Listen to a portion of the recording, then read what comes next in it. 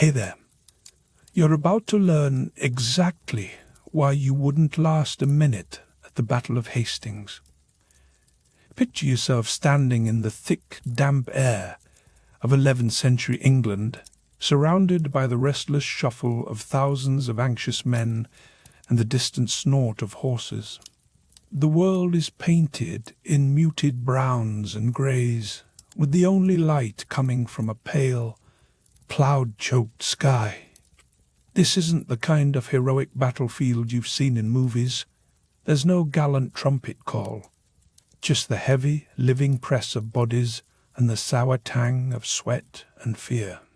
Before we drift deeper, I'll reveal something that might surprise you. The worst part isn't the swords or arrows. It's what you'll never see coming, lurking beneath your feet and inside your armor. If you enjoy these immersive bedtime journeys into the past, feel free to like and subscribe, but only if you genuinely want more of this kind of reality check. Let's make this a global bedtime gathering. Drop a comment with where you're watching from and what time it is right now. Imagine us all, scattered across the world, listening together as the lights dim and the day slips away. So go ahead, turn off those harsh lights, settle into your coziest spot, and let the world of medieval warfare wash over you, calm and steady. You're not just hearing a story. Tonight, you're living it. You stand ankle-deep in sticky brown mud on a hillside outside Hastings, England, in the year 1066. The ground squelches under every step, sucking at your boots until your legs ache from the effort. Around you, men jostle for space, their breath steaming in the chilly dawn, their boots already caked in the mess churned up by so many feet. There's no neat line or cinematic fanfare, just the rough, living press of bodies and the sour smell of damp wool. The only thing that feels real is the cold, wet earth pulling at your toes, making you wish you were anywhere else. Above your head, battered banners flap in the sluggish wind, their colors dulled by mud and rain. You try to focus on them, hoping for a sense of order, but the reality is far less inspiring. The men beside you are as nervous as you are, eyes darting, hands trembling on the shafts of spears. Someone coughs, a wet, hacking sound that vanishes into the cacophony. The noise never stops. It's a constant, grinding presence that wears you down before the first arrow flies. The stench is overwhelming, a blend of sweat, unwashed bodies, manure, and something sourer, disease hiding just beneath the surface. Your nose wrinkles, but there's nowhere to turn. Every direction is packed with men, all as desperate as you to keep their footing. You realize that medieval battlefields lacked any trace of modern cleanliness, no garbage trucks, no deodorant, and certainly no fresh water to wash away the filth. The grime clings to your skin, seeping through layers of wool and leather. This is not the kind of discomfort you can simply ignore. You shift your feet, trying to find a patch of firmer ground, but it's hopeless. The mud is everywhere, creeping up your legs, chilling you to the bone. It's not just mud, though. You can feel bits of straw, rotting food, and who knows what else mixed in. Every breath brings a new assault on your senses, thick with the metallic tang of fear and the sharp bite of smoke from distant campfires. Someone nearby mutters a prayer, his voice shaking as he clutches a wooden cross. The crowd is restless, swelling with nervous energy that crackles in the air. You're not alone. There are tens of thousands of participants here, all packed together like cattle, hemmed in by the threat of violence on every side. The ground vibrates beneath your feet as armored knights shift their weight and horses stamp in frustration.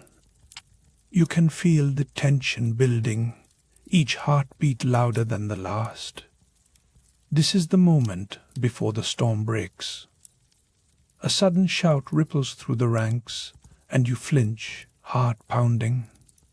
It's only an officer barking orders, but the sound slices through the noise like a blade.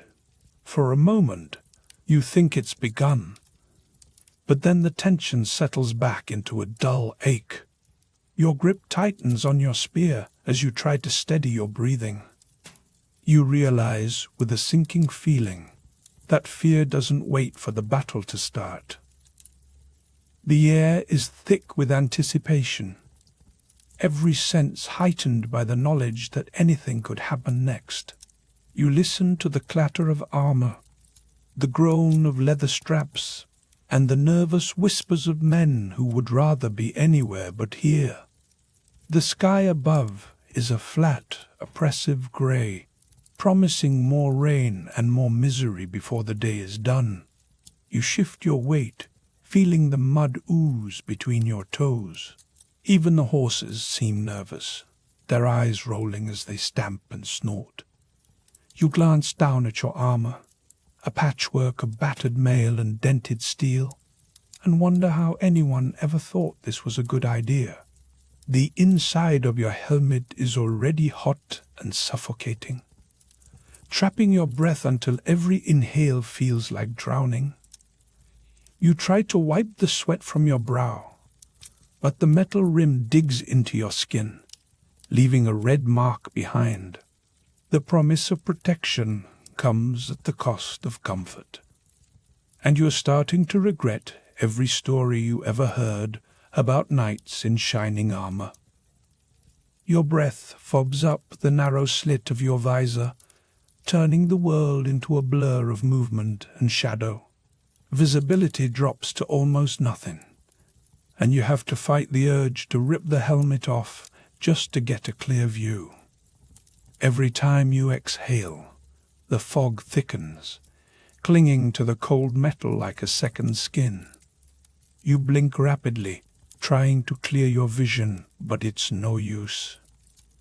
The world outside your helmet feels impossibly far away.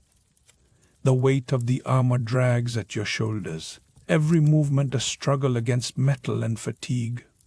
Armor wasn't designed for fashion, you realize. It was built to keep you alive, even if that meant sacrificing every shred of comfort and mobility. Your arms feel heavy, your back aches, and you wonder how long you can keep this up. The promise of safety feels thin when you can barely move. Someone bumps into you from behind, nearly knocking you off balance. You catch yourself just in time, boots slipping in the mud as you regain your footing. The press of bodies is relentless, a living wall that gives you no space to breathe. Every inch is a battle, every moment a test of endurance. The men around you grunt and curse as they jostle for position, each trying to claim a spot where they might survive the first charge. For now, you're just part of the mass, indistinguishable from the rest. The noise rises, a wave of shouts and clanging steel that rattles your bones. Someone nearby screams, a sound raw with panic, not pain. It's enough to make your heart leap into your throat.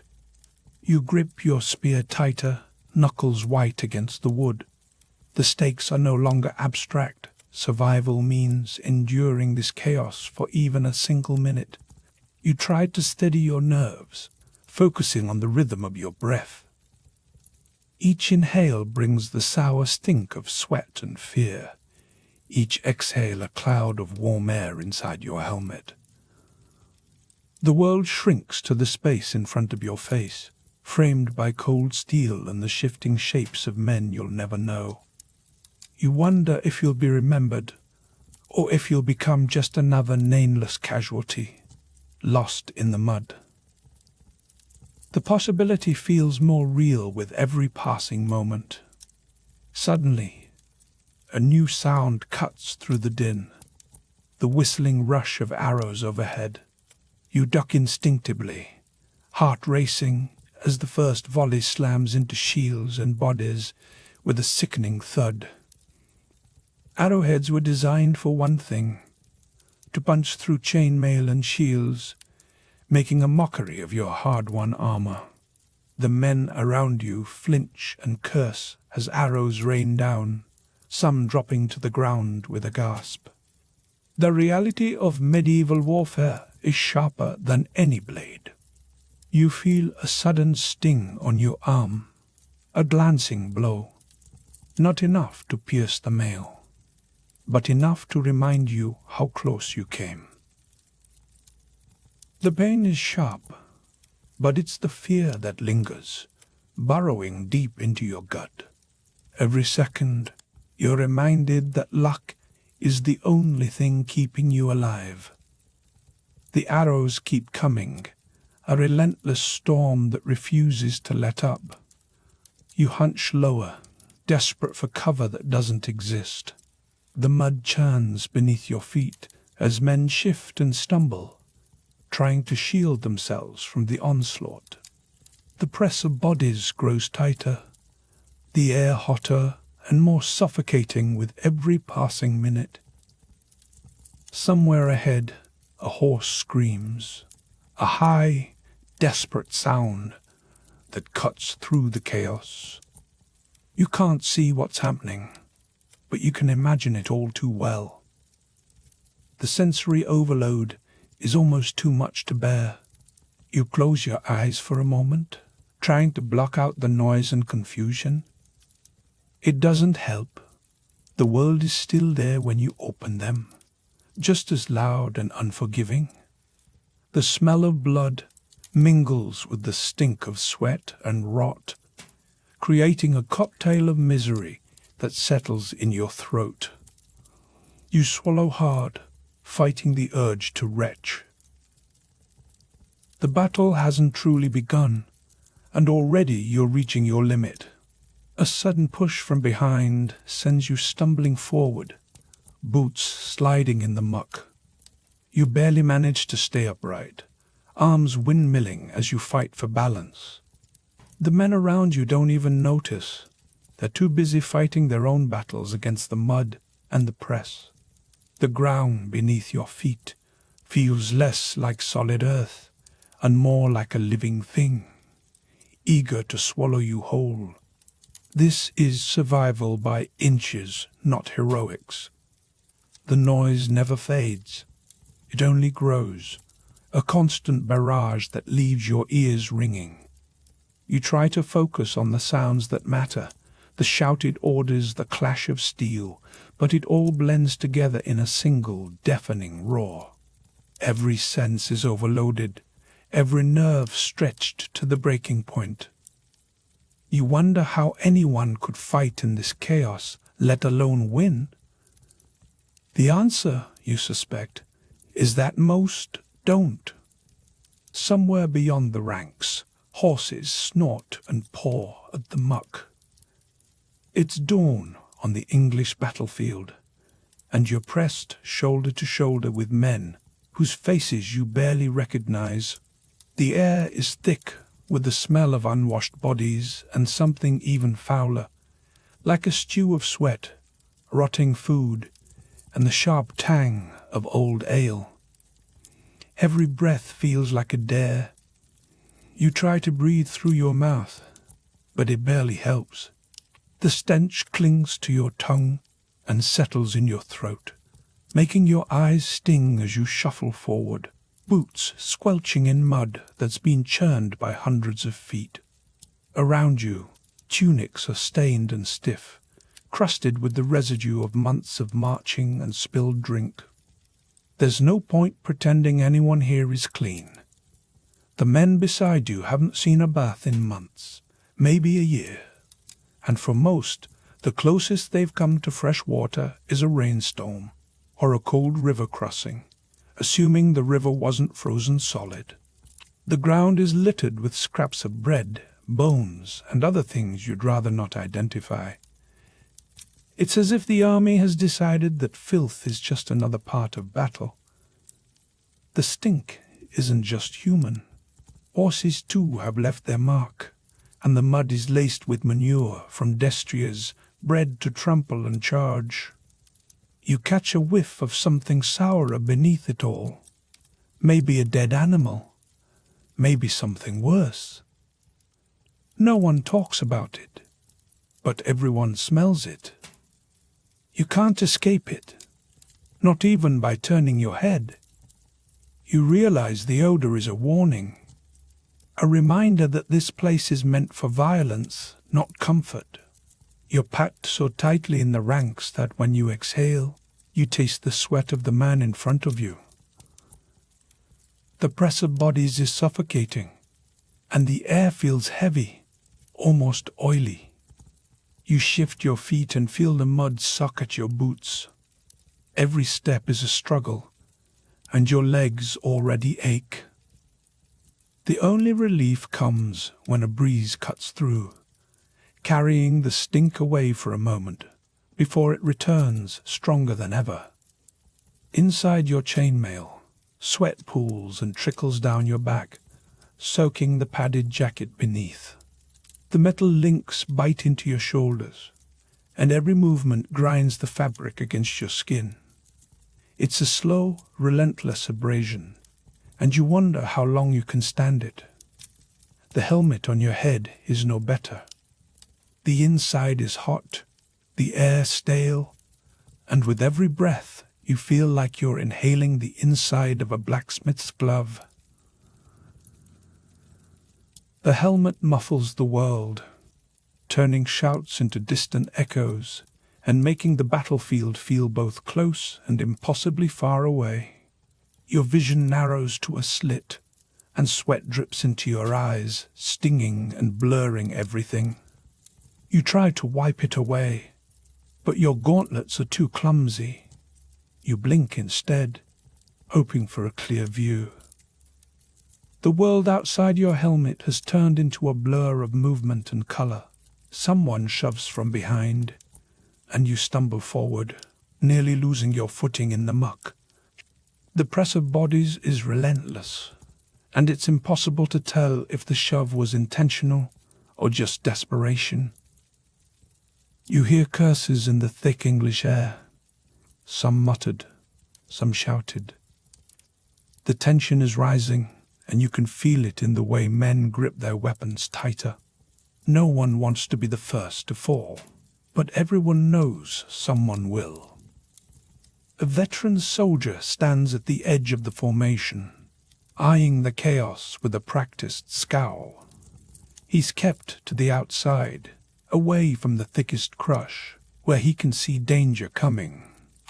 You envy his position, but you're stuck in the middle, hemmed in by bodies and fear. The veterans know things the rest of you don't. They've learned how to survive, at least for now. The noise builds as the sun climbs higher. Steel rings against steel, and the clang travels through the ranks like a ripple. Shouts and orders mix with the whinnying of horses and the distant thud of hooves. You can barely hear yourself think. Every sound is magnified inside your helmet, bouncing off the metal and rattling in your skull. The chaos is overwhelming, and you haven't even seen the enemy yet. Your hands are slick with sweat, and your grip on the spear feels uncertain. You flex your fingers, trying to work out the stiffness, but the leather of your gloves is stiff with old grime and dried blood. You wonder if the stains are from training or from someone else's fight. The thought lingers, heavy and unwelcome. You grip the spear tighter, hoping it will be enough. The ground beneath your feet is more than just mud. It's a patchwork of discarded food, shattered shields, and things you'd rather not name. Every step is a gamble, You feel something soft give way under your boot, and you don't look down. The press of men behind you keeps you moving forward, whether you want to or not. There's no room to retreat. You catch a glimpse of the standard fluttering above the ranks, the embroidered cloth smeared with dirt and blood. It's supposed to be a rallying point, but today it looks like a warning. The colors are faded, the edges ragged. You wonder who will carry it back when this is over. You hope it won't be you. Someone coughs nearby, a wet, rasping sound that cuts through the noise. You glance over and see a man doubled over, his face pale and slick with sweat. Disease is as much a part of this army as any weapon. There's no doctor here, just a few men with bandages and a bottle of something that smells worse than the battlefield. If you fall sick, you're on your own. The knowledge settles in your chest, heavy and cold. You remember stories of men dying not from wounds, but from fever and infection. The fear is different from the fear of swords. It's quieter, but no less deadly. You try to push it away, focusing on the weight of your armor and the spear in your hand. For now, that's all you can do. The sky above is a dull gray, promising rain. You feel a drop land on your cheek, cold against the heat trapped inside your helmet. The weather is just another enemy. Mud turns to soup, armor rusts, and weapons slip from numb fingers. There's no shelter here, just the open field and the hope that the rain will wash some of the filth away. It never does. You hear a distant horn and the ranks stiffen. The enemy is near, though you can't see them yet. The anticipation is worse than the waiting. Your heart pounds in your chest, and your breath comes fast and shallow. Every sense is on edge, and the world feels sharper, more dangerous. The stakes are suddenly real.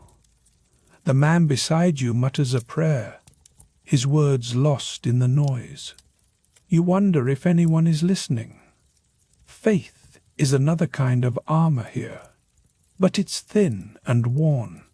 You clutch your spear and try to remember the drills, the shouted commands from training.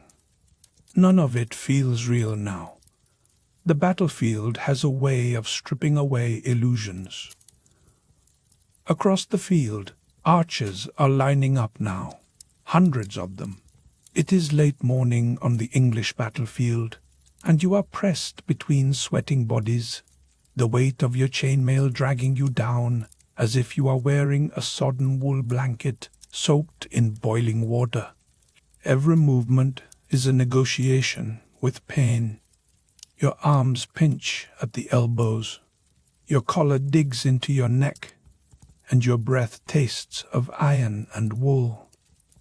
The padded jacket underneath is a sponge for your sweat, clinging to your ribs and making each inhale feel like you're breathing through damp laundry. There is no breeze, only the stifling warmth trapped beneath layers meant to keep you alive, but now determined to roast you from the inside out. The air is thick, and you can already feel the first sting of a blister forming under your armpit. The ground beneath your boots is soft, churned by hundreds of feet and slick with the beginnings of mud. Each step is a gamble. You never know if your foot will sink or slip. The stench of the field is a cocktail of wet earth, old sweat, and the faint sour tang of unwashed bodies pressed too close. You try to shift your weight, but the armor tugs you back, reminding you that the only thing less forgiving than a Norman sword is the suit you wear to stop it. The world narrows to the heat, the pressure, and the constant scrape of metal against skin. Around you, the ranks are restless. Some men cough, their voices hoarse from the dust kicked up by thousands of boots. One man to your left wipes his brow with a filthy sleeve, leaving a dark smear across his forehead. Another mutters a prayer, his words swallowed by the rising clamour. The noise is relentless. The clang of weapons, the shouts of captains, the distant thump of drums. It's a symphony of chaos, and you are just one note lost in the din. You catch a glimpse of the archers forming behind you, their longbows taller than some of the boys who carry them. They move with practiced speed, knocking arrows that glint in the weak sunlight. The realization hits you. These aren't the lone heroes of legend, but a wall of men whose job is to turn the sky into a storm of death. The air grows tense as the first volley is readied. You brace yourself, muscles tensed beneath your suffocating armor, waiting for the signal that will send those arrows screaming overhead. The first flight of arrows tears through the air with a sound like ripping canvas. You duck instinctively, but the projectiles are aimed well beyond your line. Instead, you hear the sickening thud of arrows finding their mark somewhere ahead. A man in front of you cries out and collapses, clutching at his side. Blood seeps through the links of his mail, pooling in the mud. The psychological shock is immediate. If armor can't save him, what hope do you have? The lion shudders, but the captains bark at you to hold steady. You try not to look, but your eyes are drawn to the fallen. There is no time to mourn or even to help. The press of bodies drives you forward, and the man's face disappears beneath the boots of the advancing line. You swallow hard, the taste of bile mixing with the sourness of your own sweat. The reality of medieval combat is not glory, but the slow grind of fear and exhaustion. Sweat trickles down your spine, pooling at the base of your back, where the padding is thickest. The wool is saturated now, and every movement wrings out more moisture. The smell is something you cannot escape, a stew of old sweat, wet dog, and the metallic tang of fear. You wonder how anyone endures this for hours, let alone days. The answer is simple, most do not. The suffering is relentless, and you are only just beginning. A horn sounds somewhere to your right, and the line lurches forward. You stumble, nearly losing your footing in the slick mud. The man beside you steadies you with a grunt, his grip cold and desperate. You nod in thanks, but neither of you speaks. There is no room for conversation, only survival. Each step forward feels like a small victory, but the enemy line still looms ahead. The armor's weight is uneven, pulling at your shoulders and hips in ways that sap your strength. Your shield arm aches, and your sword feels twice as heavy as it did an hour ago. Every muscle protests, but there is no respite. The captains shout commands, their voices half drowned by the noise of the crowd. You can barely hear yourself think. The only certainty is that you must keep moving. The ground grows softer as you march, and soon you are ankle-deep in mud. Each step is a struggle to lift your foot free, the suction threatening to pull your boot clean off. The mud is cold, a sharp contrast to the heat trapped inside your armor. It seeps through the seams, chilling your toes and making your socks squelch with every movement. The discomfort is total, and you have no choice but to endure. You remember the stories of heroes charging into battle, banners streaming and swords flashing in the sun. The reality is less cinematic. Here, banners are lost in the crowd, and swords are heavy, unwieldy things that stick in the mud or clang off shields. The only thing that gleams is the sweat on your brow, and even that is quickly washed away by the drizzle that begins to fall. The dream of glory dissolves with every sodden step. The drizzle turns steady, soaking through your mail and padding. Now, the armor is not just hot, it's clammy and cold, the wool against your skin turning from sponge to sandpaper. Each movement chafes, and you can feel blisters forming where the fabric rubs raw. The line slows, bogged down by the mud and the weight of waterlogged gear. The only thing that moves quickly is time, slipping away as you trudge forward. The noise rises as the enemy comes into view. You catch flashes of faces, some grim, some terrified, all just as human as you. The clang of steel grows louder, punctuated by the screams of the wounded. You grip your shield tighter, knuckles white beneath the grime. The press of bodies is suffocating, and you can barely raise your arm to defend yourself. The chaos is total, and the only rule is to keep moving or be trampled. A sudden push from behind sends you stumbling into the man ahead. He turns, eyes wild, but there is no time for blame. The line is a living thing now, surging and recoiling with every clash. You are swept along, your fate tied to the men beside you. The fear is a living thing, crawling up your spine and settling in your chest. You force yourself to breathe, each inhale a struggle against the stench and the panic. Somewhere to your left, a man drops his spear and collapses. No one stops to help him.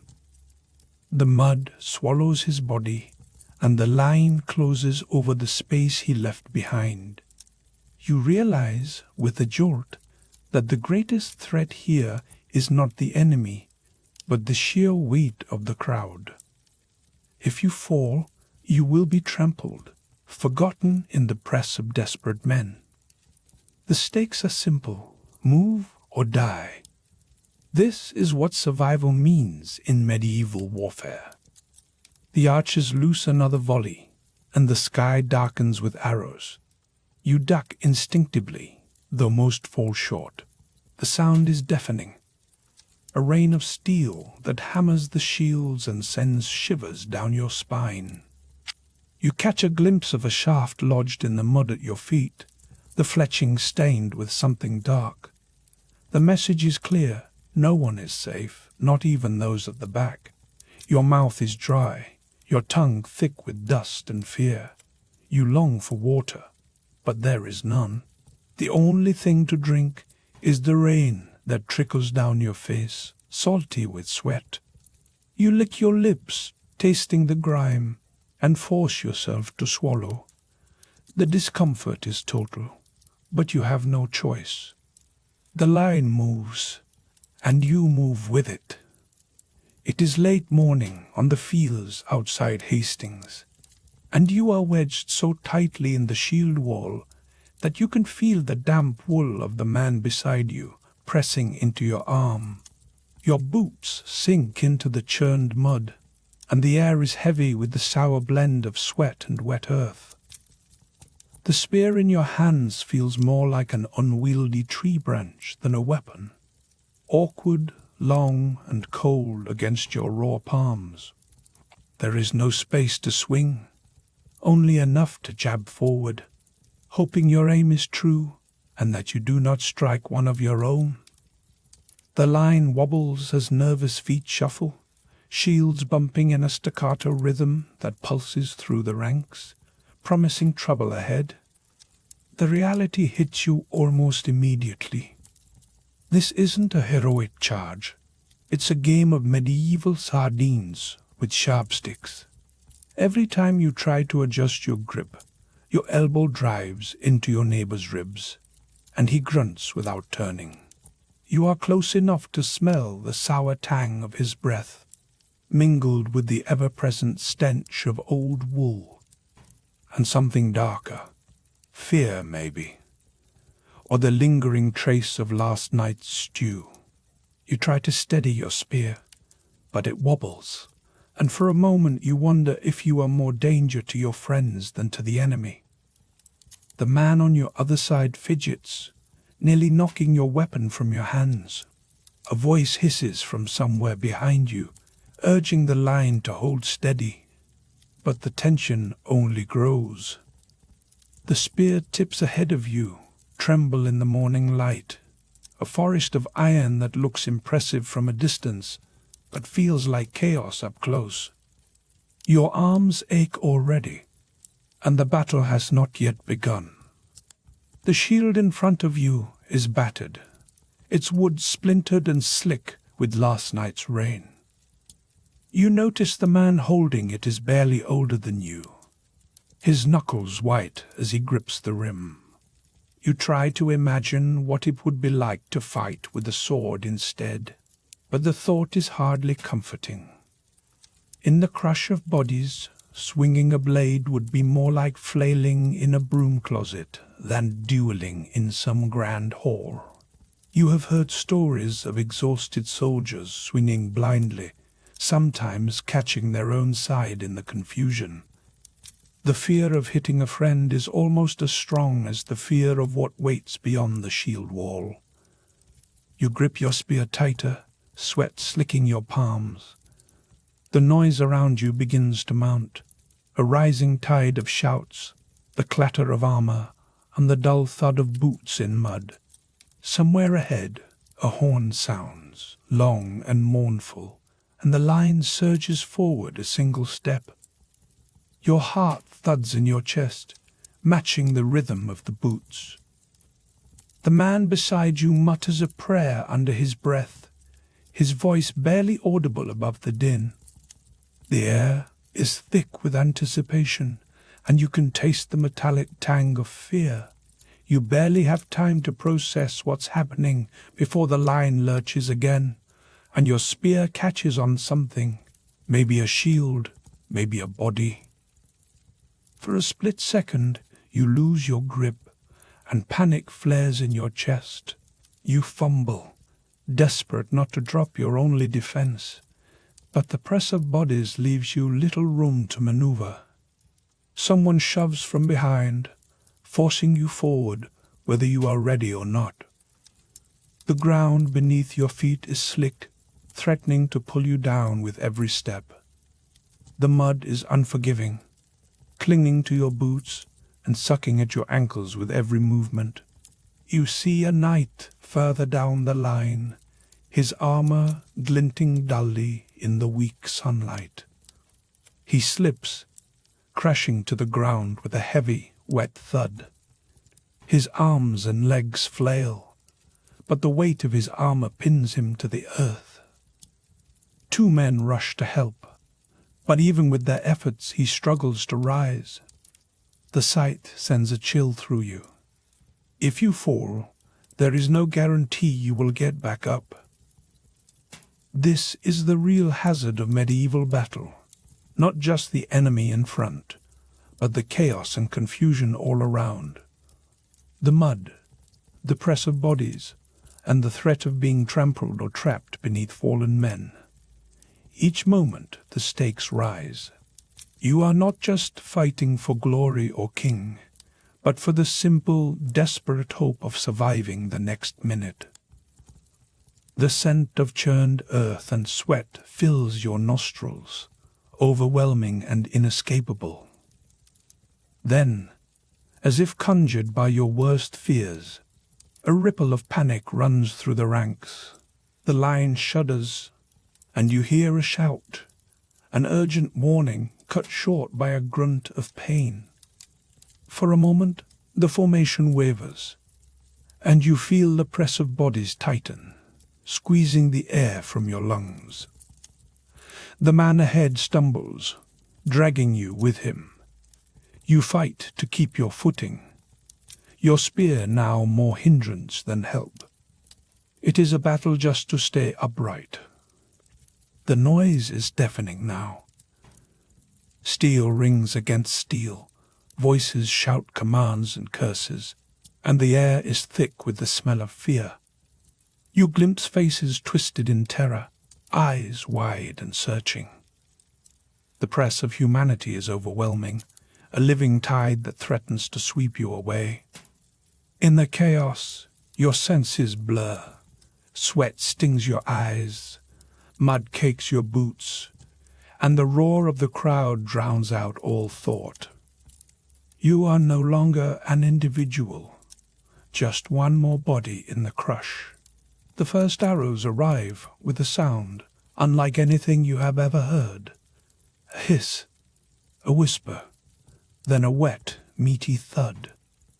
They fall in a deadly rain, striking shields, armor, and flesh alike. The man 2 rows ahead jerks, an arrow jutting from his shoulder.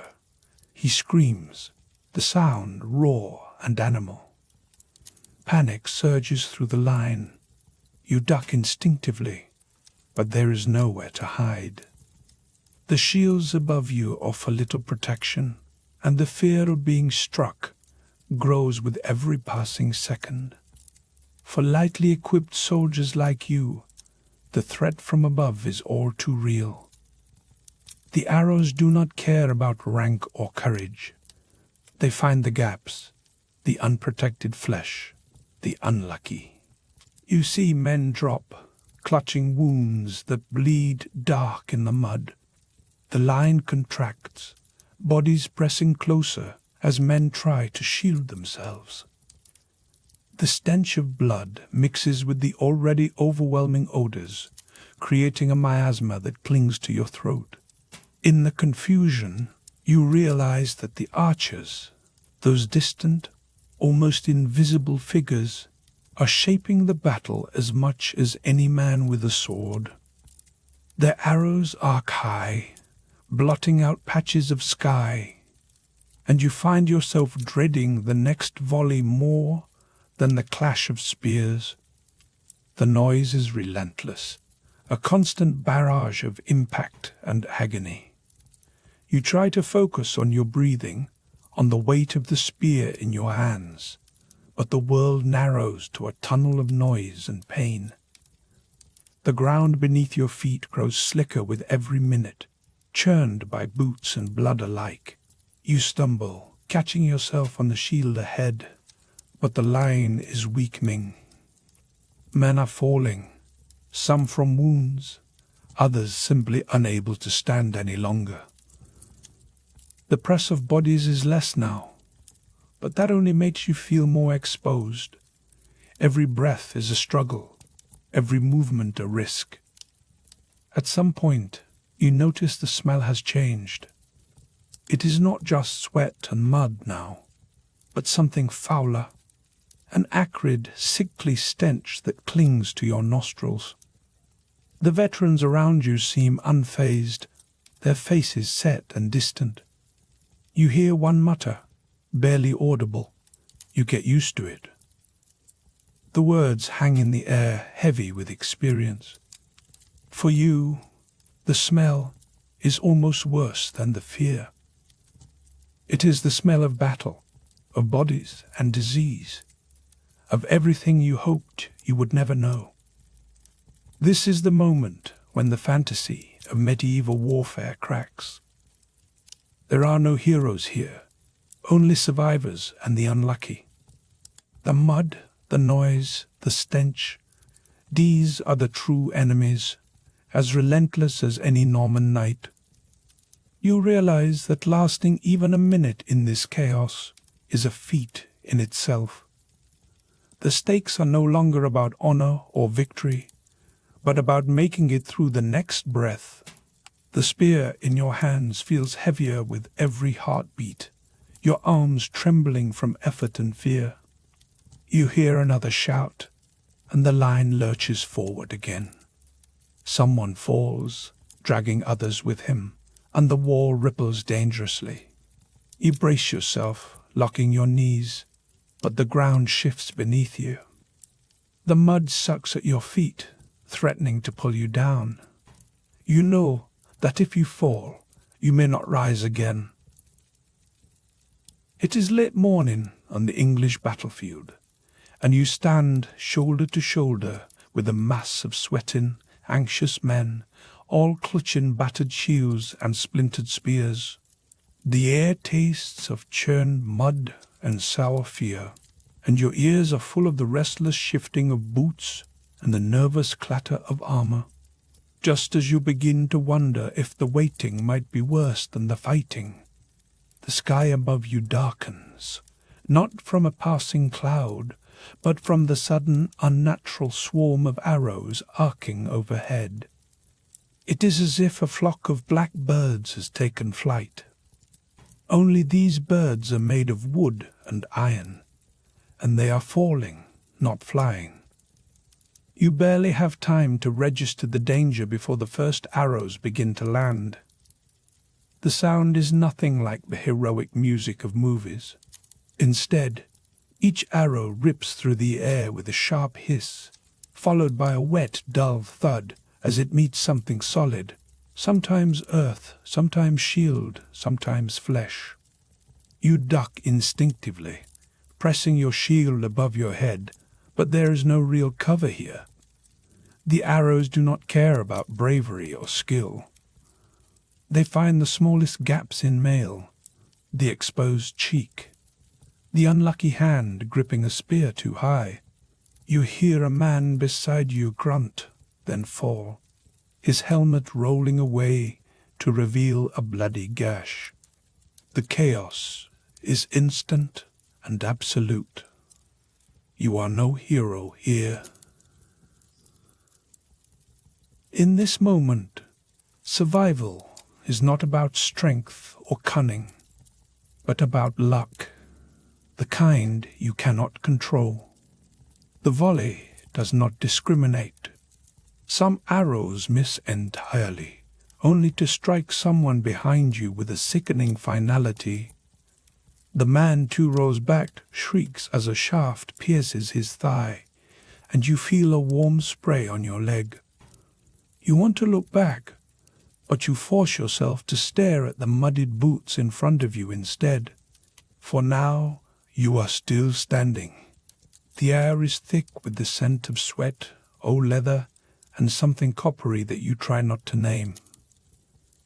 Your arm aches from holding your shield aloft, and already your shoulders tremble with effort. It has only been a minute, but it feels like an hour.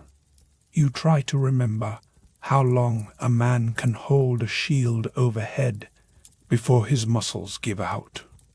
5 minutes?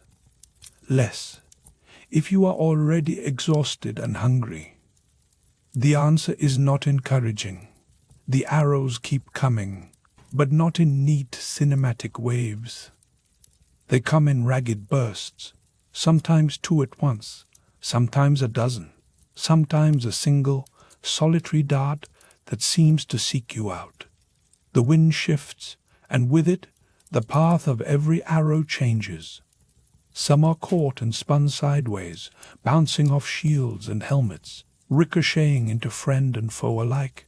You realize that even the safest spot is only safe for a heartbeat. The noise is overwhelming. You would think that the armor would help, but most of the men around you wear little more than padded tunics and battered helmets. The lucky few with mail shirts still have to worry about the gaps at the neck, the armpits, the thighs. Lightly equipped soldiers like you are especially vulnerable to arrows, and you feel every impact as a personal threat. The shield is your only real friend here, and even it feels like a flimsy promise. At your feet, the ground is already littered with broken shafts and splintered wood. You step on something soft and realize it is a severed hand, still clutching a bit of shield strap. The mud is slick with blood and worse, and every step threatens to send you sprawling. The stench rises, a mixture of sweat, rot, and the unmistakable tang of disease. This is not the glorious clash of armies you imagined. Every time you dare to glance upward, you see the arrows falling in a lazy, almost beautiful arc until they hit. There is no rhythm you can predict, no pattern you can use to time your movements. You are simply a target, hoping not to be chosen. The noise grows, men screaming, metal ringing, the hollow thump of arrows hitting flesh. You are surrounded by the press of terrified humanity, and there is nowhere to run. Another volley whistles down, and this time you see an arrow bounce off a helmet, spin wildly, and bury itself in a man's neck 3 rows away. It is almost comical, if it were not so final. The randomness is the worst part. You do everything right, and still you might be next. The man beside you mutters a prayer, but the words are drowned out by the noise. The only certainty is uncertainty. Here is the truth. Medieval battles often began with volleys of arrows before the real fighting even started. The archers do not care who they hit, as long as someone falls. You are just a number in the crowd, a body to be counted later, if anyone bothers. The stakes are simple. Survive the arrows, or be forgotten in the mud. A shout goes up from somewhere to your left, but you cannot see who is calling or why. The line shifts, men jostling for space, shields clashing. You feel the press of bodies on either side, hot and desperate. The arrows keep coming. But now there is movement, a sense that something worse is coming. You brace yourself, unsure what will come next. You try to focus on the little things, the rough leather of your shield strap, the way your boots squelch in the mud, the sharp metallic taste in your mouth. The air is thick and hard to breathe. Every breath feels like drawing in smoke. You are tired already, and the real fight has not even begun. Your thoughts flicker to home, then vanish as another arrow slams into the shield above you. The longer you stand here, the heavier your shield becomes. Your arm burns, your fingers go numb. You wonder how anyone could hold this position for 5 minutes, let alone an hour. The men around you are swaying, exhausted, but no one dares lower their guard. To drop your shield is to invite disaster. You grit your teeth and hold on. The English longbow is a marvel of its age, able to send arrows further and faster than anything you have ever seen. But in this moment, you do not care about technology or progress. You care only about the next arrow and whether it will find you. The bow makes every man a target, no matter how skilled or strong. You are not special here. The ground is a mess of mud, blood, and discarded gear. There are no modern conveniences on this field, no garbage trucks to clear the dead, no deodorant to mask the stench. The only relief is the occasional breeze, which does little to clear the air. You wipe your brow, but your hand comes away sticky. The filth is everywhere. A man to your right offers you a flask, and you recognize the sharp, yeasty smell of warm ale. It is not refreshing, but it is wet, and you drink anyway. The taste is flat, but it steadies your nerves for a moment. You hand the flask back and try to focus. Every small comfort is precious here. The arrow's finally slow, but the damage is done. The line is thinner now, the gaps filled with the fallen. You step over a body and try not to look down. The ground is uneven, soft in places where the dead have already sunk into the mud. You feel the weight of history pressing in, but also the weight of your own exhaustion. You stand in the muck of the English countryside, October 1066, shoulder to shoulder with men who look just as terrified as you feel. The sun is a pale smear above the fog, barely warming the sweat that trickles down your back. All around, the air vibrates with shouts, curses, and the metallic clang of weapons colliding. The noise is relentless. Every sound seems to echo inside your helmet, making it hard to tell which direction danger will come from next. You grip your spear tighter, knuckles white, because you know the real fight is about to begin. The line surges forward, and suddenly you're pressed so close to the men beside you that you can smell their breath, stale ale and fear mostly. Someone's shield scrapes your arm, and you nearly lose your balance as the crowd shifts. You can't see much through the narrow slit of your visor. Your own breath fogs the metal, blurring shapes into ghosts. The world shrinks to a tunnel of muddy boots, flashing steel, and the suffocating heat inside your helmet. Every step forward feels like wading through wet clay, and you wonder how anyone survives this mess for more than a minute. A wild swing from your neighbor's sword whistles past your elbow, close enough that you flinch. He doesn't even notice. His eyes are locked on some phantom enemy ahead, and he swings again, almost blindly. You realize that it isn't just the Norman invaders you have to worry about. Your own side is just as dangerous in the crush. The chaos is total. A tangle of elbows, shields, and weapons, all moving at once. If you fall, you know you'll be trampled underfoot before anyone even notices. The ground beneath your feet is slick with mud and something else, something that smells sharp and foul. You glance down and realize it's not just rainwater, but also the leftovers from last night's camp. Bones, scraps of bread, and worse, all mashed into the earth. The stench rises every time someone's boot churns the muck. Your stomach lurches, but there's no time to dwell on it. The line is moving, and you have no choice but to move with it. A spear tip jabs from somewhere on your left, missing your thigh by inches, and you instinctively shove back. There's no room to maneuver. Every inch of space is contested by bodies, armor, and the desperate need to stay upright. You hear a scream behind you, high and thin, and someone pushes forward, nearly knocking you off your feet.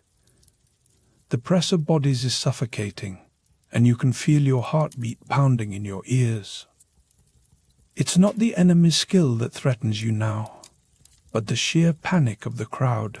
Your helmet, once a reassuring shell, now feels like a torture device. The air inside is thick and hot, and each breath comes back at you, humid and sour. You try to wipe the visor with your sleeve, but there's no room to move your arm. The fog on the metal grows worse, turning the battle into a blur of shadows and flashes. You blink, trying to clear your vision, but it only gets harder to see. Somewhere ahead, a horn blares, and the line heaves again. This time, you're shoved so hard that your teeth clack together. You catch a glimpse of a Norman shield, painted bright with a strange beast, before it vanishes behind a wall of spears. The clash is deafening. Steel on steel, wood splintering, men shouting names you don't recognize. You swing your own weapon, more out of reflex than skill, hoping you hit something that matters. The man next to you stumbles, and suddenly there's a gap in the line. You lurch sideways to fill it, only to find your foot sliding on a patch of greasy mud. For a split second, you're off balance, and your shield dips. That's all it takes for a spear to glance off your helmet, leaving your ears ringing.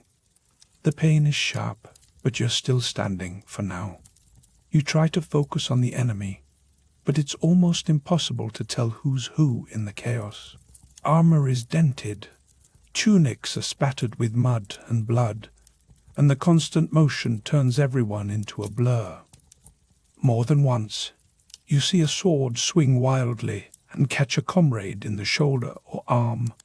Friendly fire is just as deadly as any Norman arrow. The confusion is total, and you have no idea if you're winning or losing. Suddenly, the man behind you starts shouting, his voice cracking with fear. He pushes forward, slamming into your back, and you stagger again. The line bows and flexes, and you're squeezed so tightly that you can barely breathe. Someone's elbow digs into your ribs, and your spear is trapped between two shields. For a moment, you can't move at all, pinned in place by the crush of bodies. The noise is overwhelming, a roar of voices, metal, and the dull thud of boots on mud. Every sense is overloaded. Your skin prickles with sweat, your nose stings from the stench, and your ears ring from the constant din. There's no time to think, only to react, as the battle closes in from all sides. If you let your guard down even for a second, you know you'll be lost in the crowd. An arrow whistles overhead, thudding into a shield a few feet away. The shaft quivers, and you see the arrowhead is barbed and wicked, designed to pierce even the thickest mail. You duck instinctively, but there's nowhere to go. The arrows come in waves, and every impact sends a shudder through the line. You feel the shock in your bones, a reminder that death can come from above as easily as from the ground. The press of men grows tighter, and you realize your helmet is slowly filling with your own breath. The air is hot and stale, and your vision narrows to a slit of muddy light. You try to lift your visor, but a gauntlet slams into your hand, pinning it down. There's no escape from the suffocation, only the hope that the line will break before you do. A sudden shove sends you staggering into the man ahead, your faceplate slamming into the back of his helmet. He turns, eyes wild, and for a moment you're both just two people trapped in the same nightmare. The moment passes as another shout rises. The enemy is pushing forward again. The pressure builds, and you can feel the line beginning to buckle. In the chaos, you catch a glimpse of the ground, littered with discarded food, broken weapons, and worse. The mud is churned up by hundreds of boots, mixing with spilled ale and human waste. The smell is unbearable, a sour mix of rot and fear. You gag, but there's nowhere to turn away. Every breath reminds you of just how filthy this battle really is.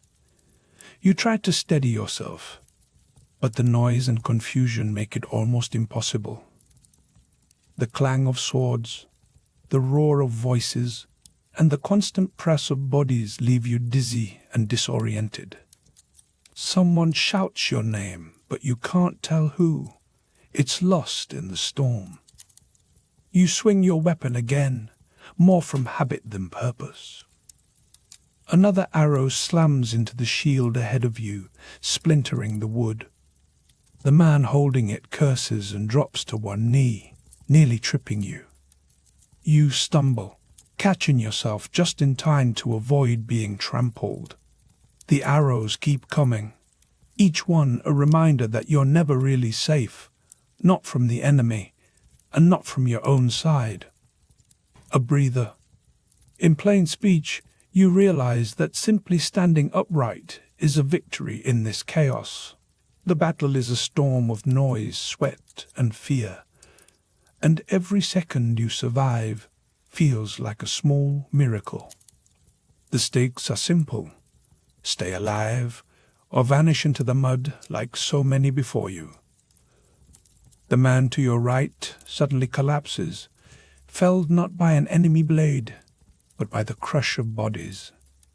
He disappears beneath the tangle of legs and shields, and you know he won't be getting up. The line shifts again, and you're pulled forward, deeper into the melee. Every step is a gamble, and you're running out of luck. For a moment, you catch a glimpse of the sky, a patch of grey between helmets and shields. It's a reminder that the world outside this battle still exists, even if it feels impossibly far away. The air is thick with the smell of sweat, metal, and fear, and you wonder how anyone can keep fighting in this mess. You try to catch your breath, but the helmet traps every exhale, turning it into a cloud of hot, sour air. Your vision blurs, and you blink hard, struggling to stay focused. The battle rages on, and you're just one more body in the crowd.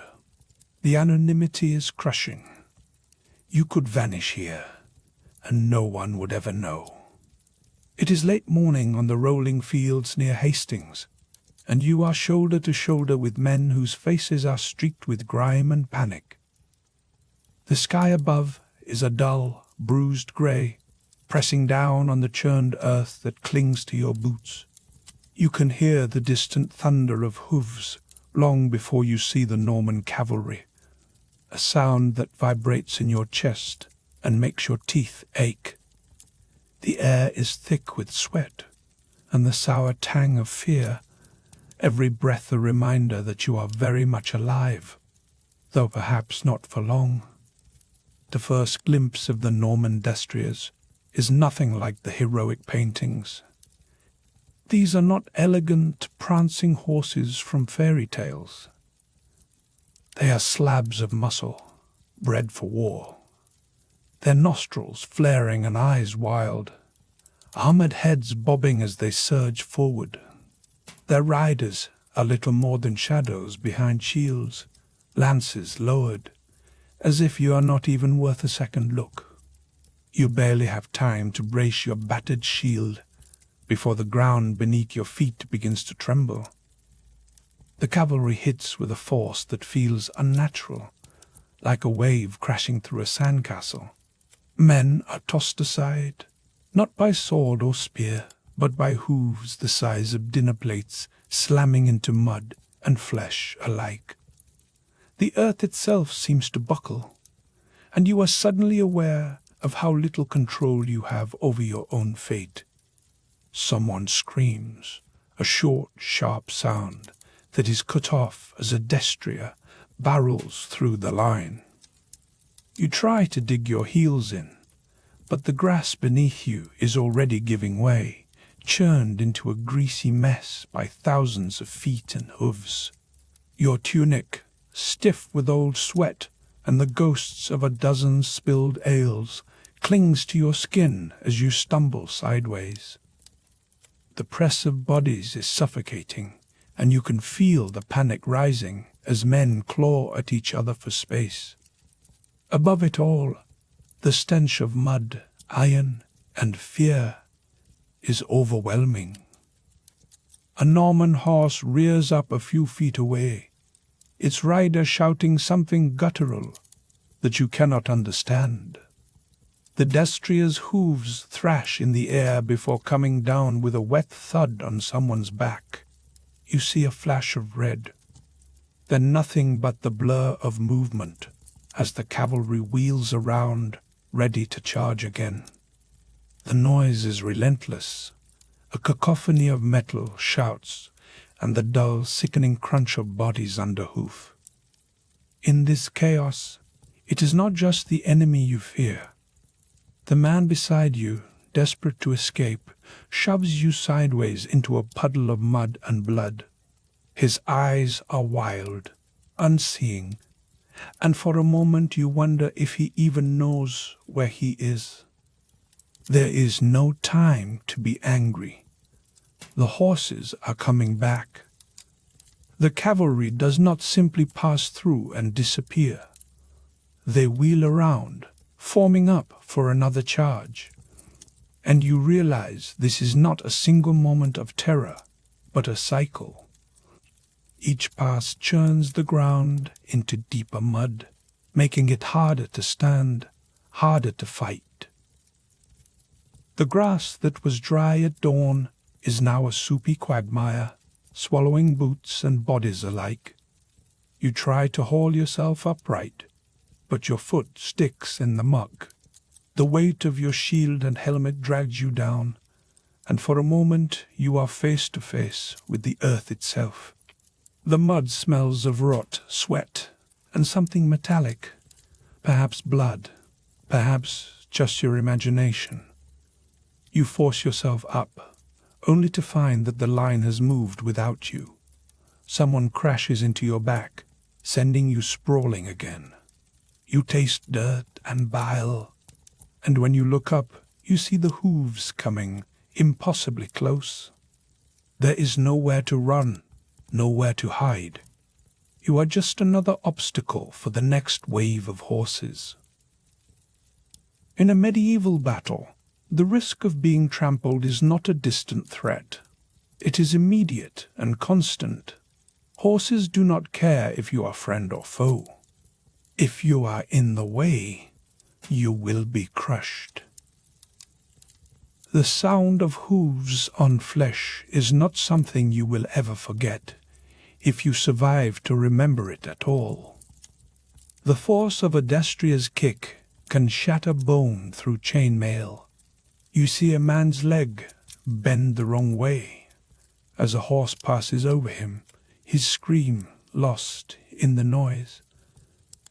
The cavalry is not just an enemy, it is a force of nature, indifferent and unstoppable. You are not fighting men, you are fighting living battering rams. The mud is now so deep you can barely lift your feet. Each step is a struggle, your legs burning with effort. The weight of your armor, meant to protect you, now feels like a curse. You start to wonder if drowning in mud would be any worse than being trampled by a horse. The weather adds its own cruelty. Rain begins to fall, cold and relentless, turning the battlefield into a slick, sucking morass. The grass is gone, replaced by a sea of footprints and hoofprints filled with brown water. Every breath you take is thick with the smell of wet wool and fear.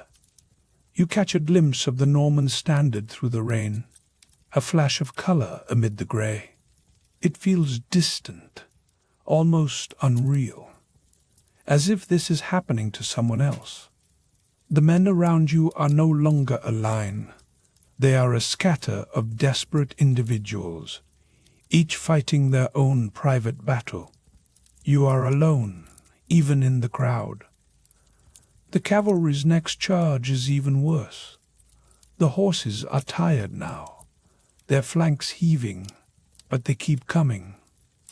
Some stumble, slipping in the mud, and go down hard, their riders thrown into the melee. A fallen horse is just as dangerous as a charging one. Its thrashing legs can break bones, and its bulk can pin you to the ground. You scramble to avoid a horse that has gone down, its rider screaming as he tries to free himself.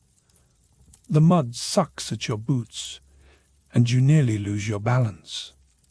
The chaos is total.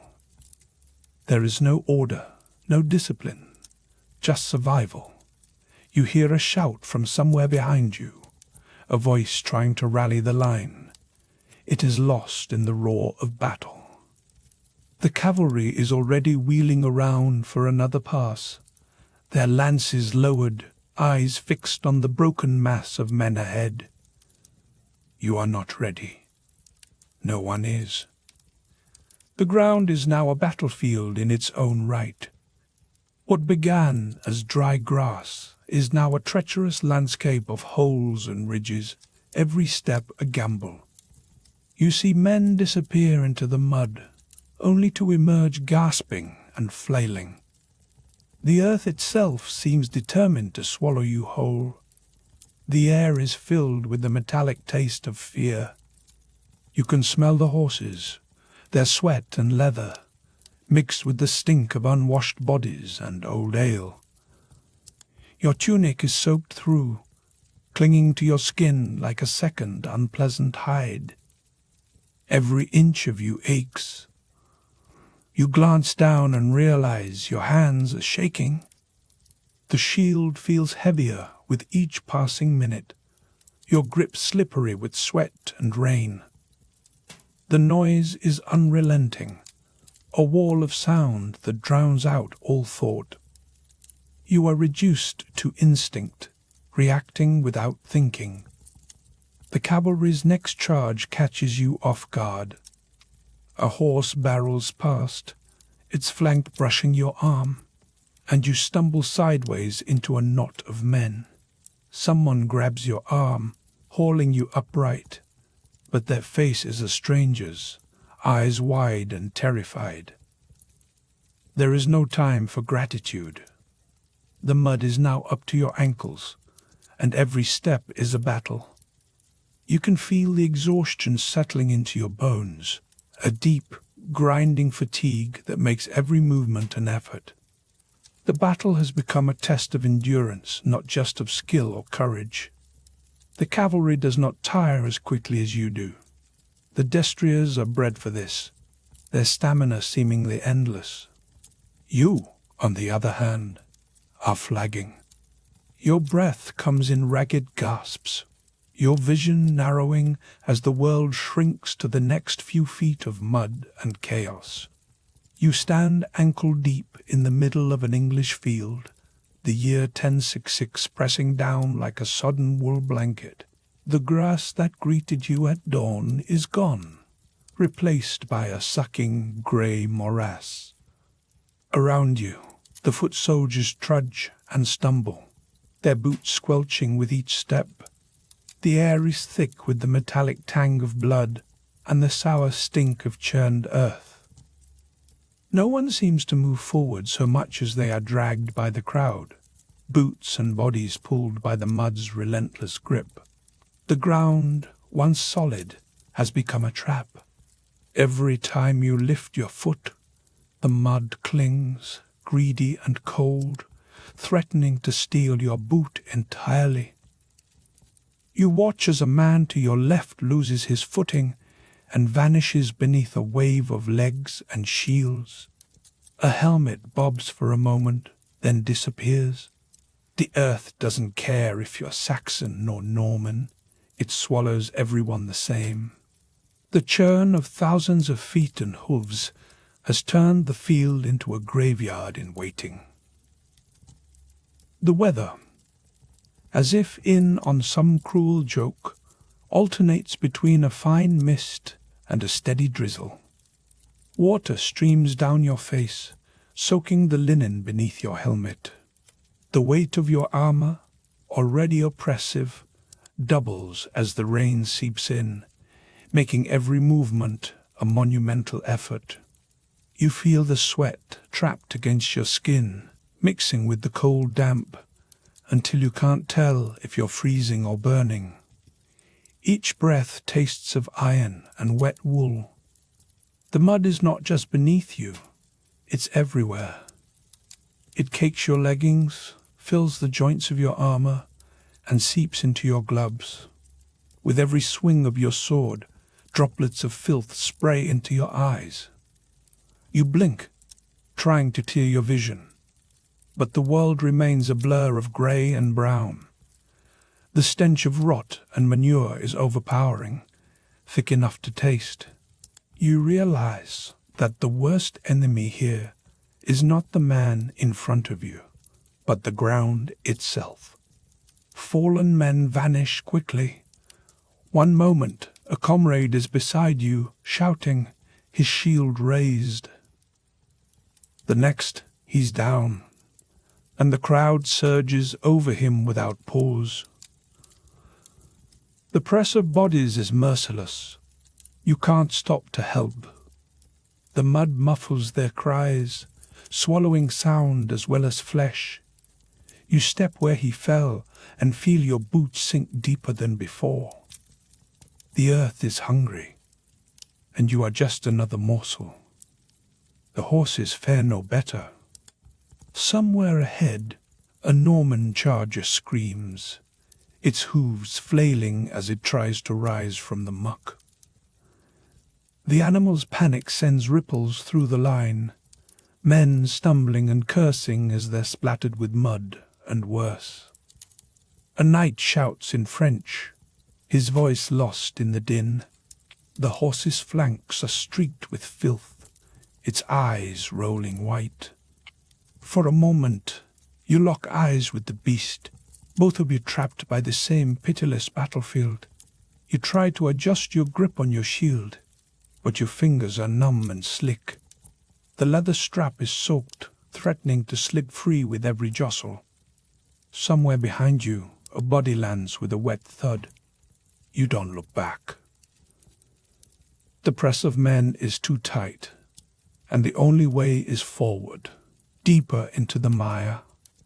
Your calves burn from the effort, each step a negotiation with the sucking earth.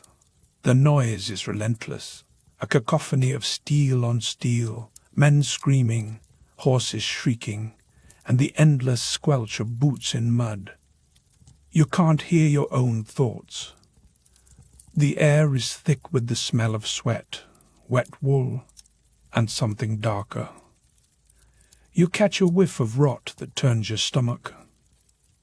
You realize that the mud is not just earth and rain, but the mingled remains of men and animals, churned together without mercy. Every so often, a Norman arrow arcs overhead, its flight silent compared to the chaos below. The arrow lands with a dull slap, vanishing into the muck, or, worse, finding a target. You barely notice. The real threat is at your feet, where each step risks disaster. The mud tugs at your boots, threatening to leave you stranded, defenseless in the press. You keep moving, because to stop is to disappear. The battle drags on, time stretching and folding in on itself. Minutes become hours. Your shoulders ache from the weight of your sodden mail. The inside of your helmet is slick with sweat, and every breath is a struggle. You try to wipe your brow, but your hand comes away streaked with mud and blood. You wonder how anyone survives this. For a moment, the line surges forward, and you stumble, nearly falling. A stranger's elbow catches you, steadying you for a heartbeat before the crowd presses on. You glance down and see a hand, pale and motionless, half buried in the mud. You force yourself not to think about who it belonged to. The press of bodies keeps you upright, but only just. The rain intensifies, turning the field into a soupy quagmire. Water runs down your back, pooling beneath your armor. You feel the linen padding grow heavier, clinging to your skin like a second, sodden hide. The mud is now knee-deep in places, and you watch as men struggle to free themselves, their faces twisted in panic. The ground is winning. You try to lift your foot and feel the boot begin to slide off. You stamp it down, desperate not to lose it. Around you, men curse as they abandon footwear, knowing bare feet will mean ruin on this churned battlefield. The thought of marching barefoot through this mire is almost worse than facing the enemy. You grit your teeth and push forward. The air is thick with the smell of damp earth and unwashed bodies. You can taste it on your tongue, gritty and sour. Your nose stings from the mix of sweat and manure. The press of men is suffocating, and you fight for every breath. You realize that the mud is everywhere, inescapable. Now and then, you glimpse the banners of the Norman knights, barely visible through the haze. Their colors are muted, streaked with filth. You hear a horn sound, but the meaning is lost in the chaos. The only orders that matter are the ones shouted in your ear, desperate and immediate. You move when the mass moves, not by choice, but by necessity. At the edge of your vision, a Saxon shield shatters, splinters flying into the mud. The man behind it staggers, his face a mask of terror. For a moment you see yourself in him, trapped, exhausted, and utterly at the mercy of the ground beneath you. The line wavers, then holds. You press forward, because there is no escape. Your throat is raw from shouting, your lips cracked and bleeding. You long for water, but there is none. The only thing to drink is the rain, caught on your tongue as you gasp for air. The mud has fouled every stream, every puddle. You wonder how long you can endure this. It is late morning on the muddy slopes outside Hastings, and you stand shoulder to shoulder with men whose names you barely know. Your arms ache and your legs tremble. Each breath comes shallow, hot and ragged inside your helmet. The noise never stops, shouting, clashing, the dull thud of bodies hitting mud. Your mind blurs from fear and exhaustion, and the men around you seem just as battered, their faces streaked with sweat and grime. In short, the fantasy of heroic endurance fades quickly against the unrelenting grind of medieval soldier life. The armor that once felt like a badge of courage is now a personal prison. Every movement is a negotiation with stiff iron and leather that pinches your joints and traps the heat. Sweat pools in the small of your back, trickling down until it stings your skin. Your sword feels heavier with every swing, as if it's absorbing your hope along with your strength. The air inside your helmet is thick and sour, making each gasp a little more desperate than the last. This is not the gallant charge you imagined. You hear a scream, sudden and sharp, cut off mid-breath. A man 2 paces to your left collapses, an arrow jutting from his neck. Blood spatters your arm, hot and sticky, and you blink it away. For a moment you freeze, and the world tilts. The line wavers as men stumble over the fallen, and you realize that you are just as likely to be trampled by your own side as by the enemy. The fear is not just of the Normans ahead, but of the chaos behind and beside you. The stakes are survival, but the enemy is everywhere, even among your friends. The archers have not stopped. Arrows hiss overhead in unpredictable waves, some falling far, others landing close enough to make your ears ring. The sky is a patchwork of shafts, each one a coin toss with your name on it. You duck instinctively, but your helmet restricts your vision, so you can only guess where the next threat will come from. You see another man drop, his face twisted in silent shock, and the panic in the ranks grows. Every few seconds, someone new is lost to the storm. You try to focus on the enemy ahead, but the press of bodies pins you in place. The ground beneath your feet is churned into a sucking mire of mud and blood. The smell is overwhelming, a mix of sweat, wet earth, and something sharper that you wish you could ignore. Your boots slip as you shift your weight, and you nearly fall, steadying yourself on another soldier's shoulder. He glares at you, eyes wild, as if you are just another hazard in this mess. The line surges forward, then stalls, then surges again, never quite in sync. You are jostled from behind, shoved by men who are just as desperate to move as you are. The formation is supposed to be tight, but it feels more like a mob. You can't see the banners anymore, only the backs of helmets and the glint of weapons raised high. Somewhere nearby a horn sounds, but you can't tell if it's a signal or just more noise. The confusion is total, and there is no one to ask for help.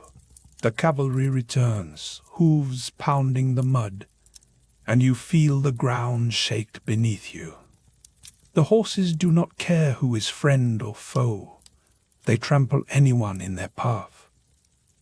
A man in front of you vanishes under a wall of muscle and iron. You flinch back, but the press of bodies leaves you nowhere to go.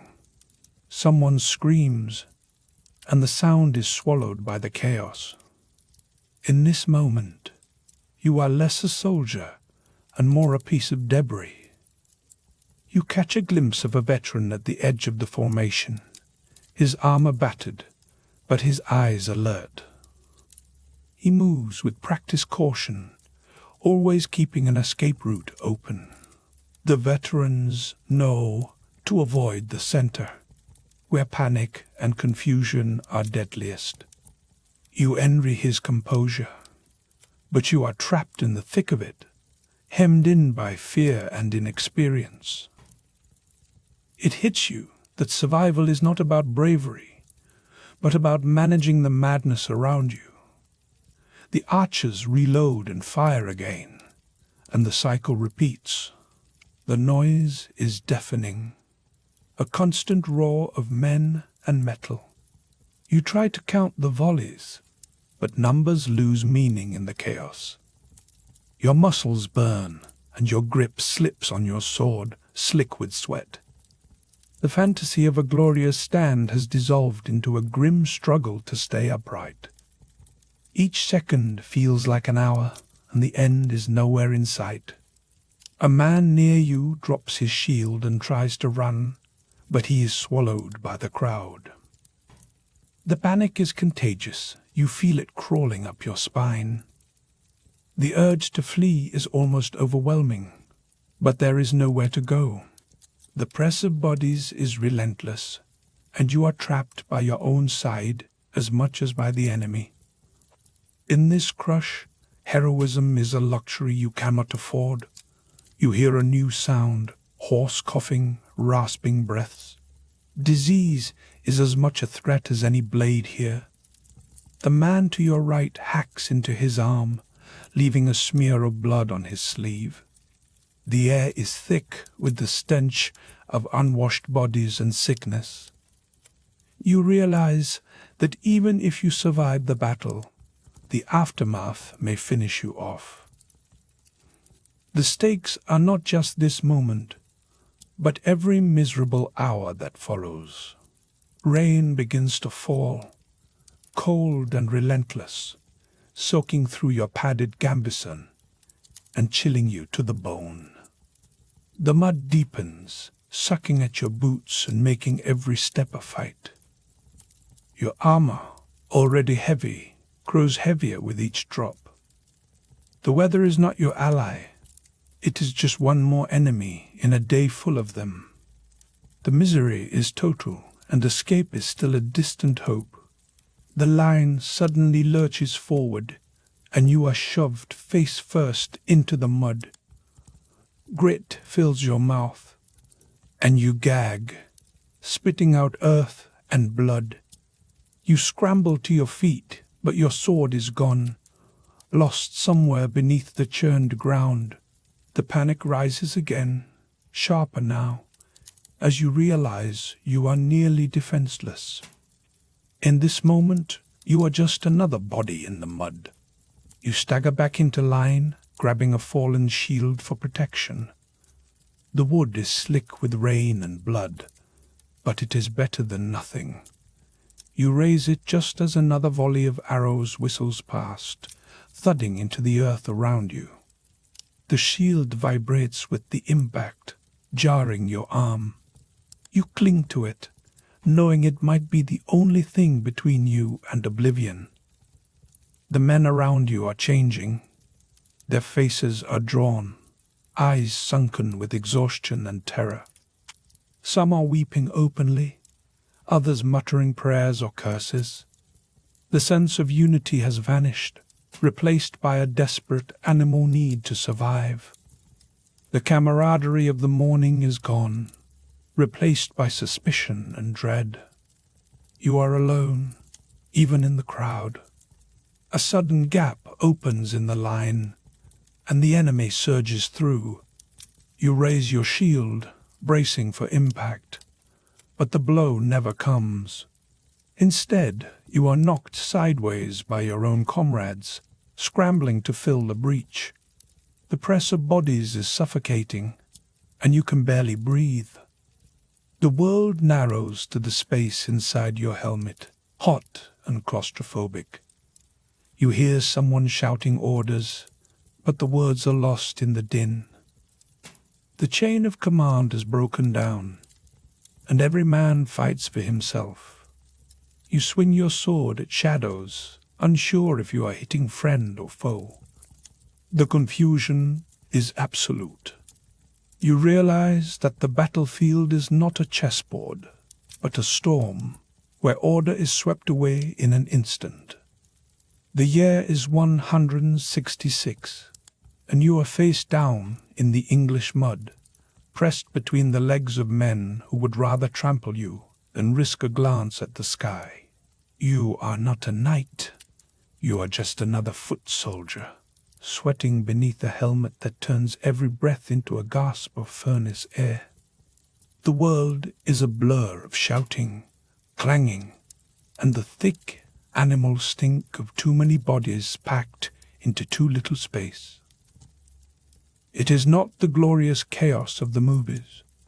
Here, the only soundtrack is the wet slap of mud and the distant, panicked howl of someone realizing they have lost a limb. You do not see the blade that finds your leg.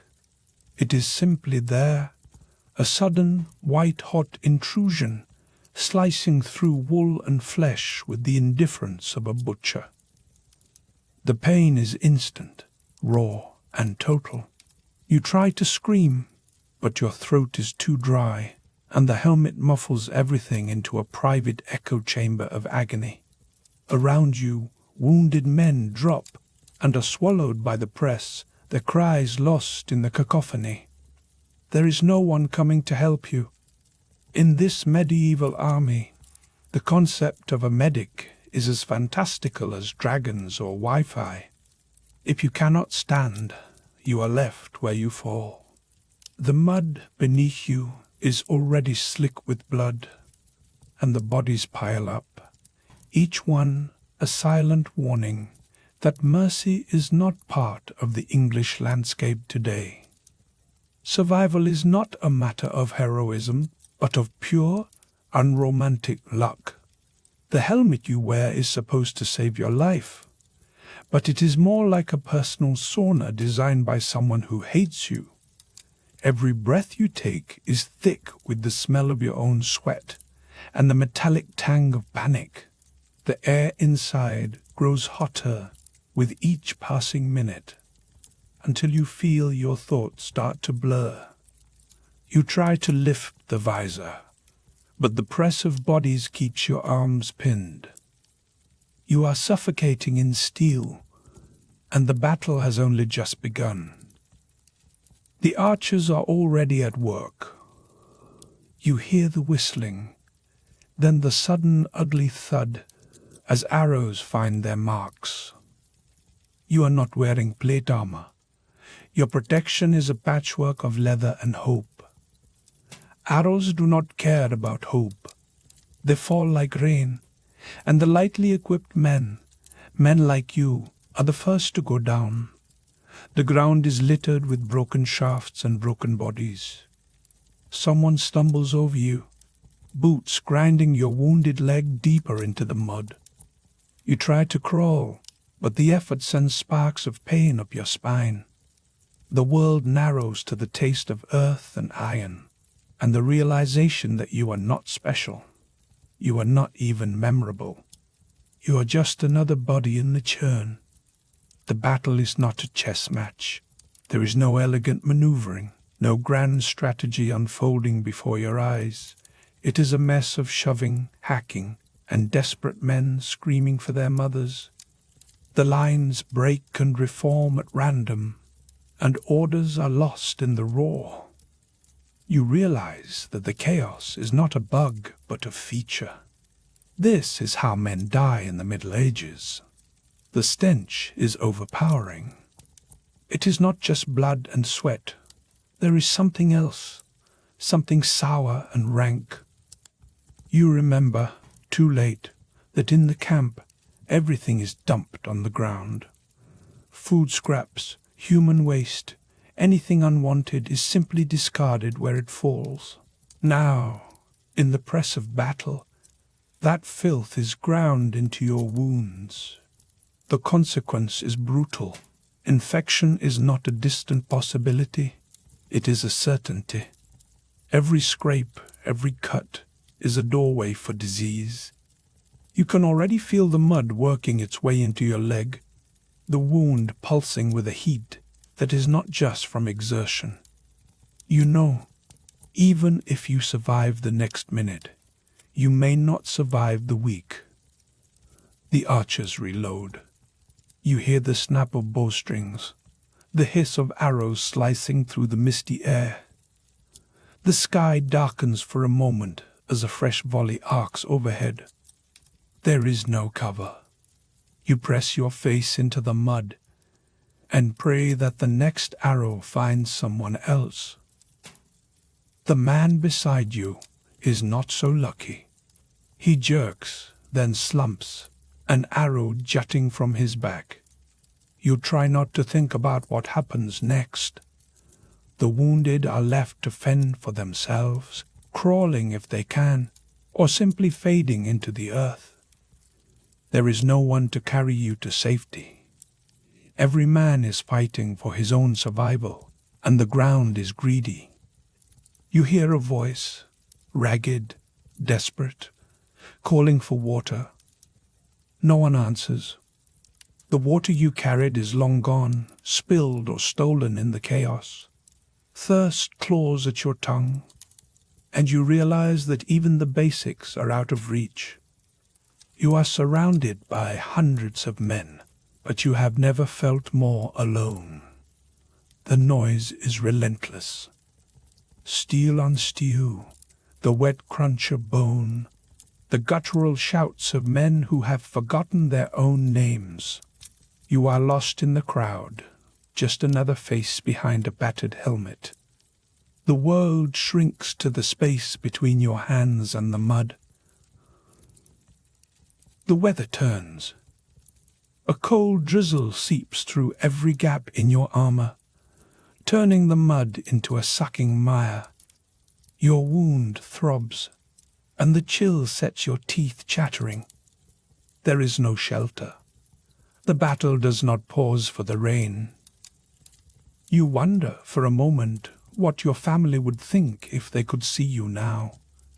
Not a hero, not a legend, just a shivering, bleeding figure in a sea of misery. The stories told back home will not mention your name. The stakes are simple: survive, or become another anonymous casualty. A horse crashes past, its rider swinging wildly. The animal's hooves miss your head by inches, splashing cold mud across your face. You taste blood and filth. The rider is gone before you can even curse him. Horses do not care who they trample. You try to move, dragging yourself a few inches at a time. Every shift grinds grit into your wound. The pain is constant, but you cling to it. It means you are still alive. The men around you are not so lucky. Some are already silent, their eyes open to the grey sky. The archers fire again. The arrows do not discriminate. You hear the sickening thump as another finds its mark. The lightly armored men fall first, their bodies piling up in the muck. You are starting to understand why so few survive these battles. A breather. If you are injured, your odds of survival drop to almost nothing. The battle does not wait for the wounded. The living step over the dying, and the dying are soon forgotten. The sky above the English hillside is an iron lid, pressing down on you and every other nameless soul packed into the Norman shield wall. You stand shoulder to shoulder with men whose faces you barely recognize, boots sinking into earth that was dry just hours ago. The air is thick with the tang of sweat, iron, and fear. And the sound, oh, the sound, never lets you forget where you are. You can barely hear your own breath over the screaming, the clash of steel, and the dull, wet thuds that mean another man just vanished from history. No one's calling your name. You grip your spear with numb fingers, the wood slick with sweat and mud. The shaft is longer than you'd imagined, awkward to maneuver when pressed in so tight, and every time you try to aim, the man beside you jostles your elbow or stumbles into your side. The formation is supposed to be a wall, but it feels more like a desperate crowd at the world's worst concert. You wonder if you'll ever get the chance to use your weapon properly, or if you'll just drop it in the chaos instead. For now, you hold on. The heat inside your helmet is stifling, worse than any summer you remember. It's as if you've been locked in a sauna. But there's no way to lift the visor or wipe your brow without risking your life. Sweat trickles down your back, pooling where the armor presses against your skin, and the itch is maddening. You can't scratch it, not with both hands locked on your spear and your shield wedged between your ribs and your neighbor's. The only relief is the occasional gust of wind, if you're lucky enough to catch it. The ground beneath your feet is unrecognizable.